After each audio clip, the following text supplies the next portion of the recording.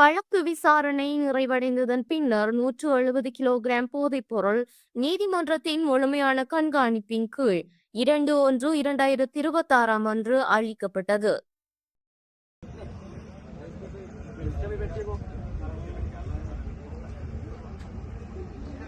மட்டக்களப்பு குற்றப்புலனாய்வு பிரிவுக்கு கிடைத்த ரகசிய தகவலின் அடிப்படையில் கடற்படை உதவியுடன் 2021 9/7 குறித்த போதைப் பொருட்கள் பறிமுதல் செய்யப்பட்டது.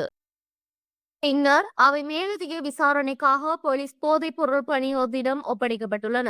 அவற்றுள் 106 கிலோகிராம் 248 கிராம் ஹெரோயின் 90.5 கிராம் அவினும் அடங்குகின்றன.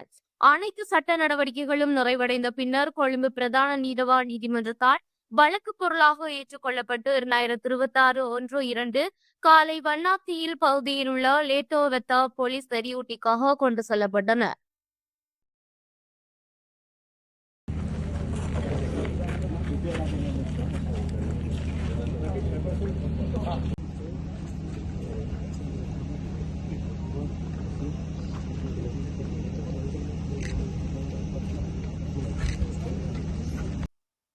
விசேட அதிரடிப்படையின் பலத்த பாதுகாப்புடன் போதைப் பொருட்கள் எடுத்து செல்லப்பட்ட போதைப் பொருள் மீண்டும் வண்ணாத்தீவில் எரியூட்டியில் வைத்து சரிபார்க்கப்பட்டன.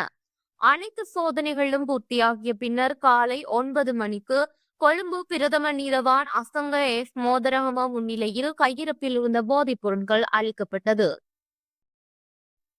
மேலும் ஊடக பேச்சாளர் உதவி போலீஸ் அத்தியட்சகர் FU வூட்லக் கருத்து தெரிவிக்கையில் 2024 2025 மற்றும் 2026 ஆண்டில் நாடளாவிய ரீதியில் மேற்கொள்ளப்பட்ட அனைத்து கைதிகள் மற்றும் பரிசோதனைகளில் இருந்து கைப்பற்றப்பட்ட 2556 கிலோகிராம் 164 கிராம் போதைப் பொருட்களை இலங்கை போலீசார் இதுவரை முற்றாக அழித்துள்ளனர்.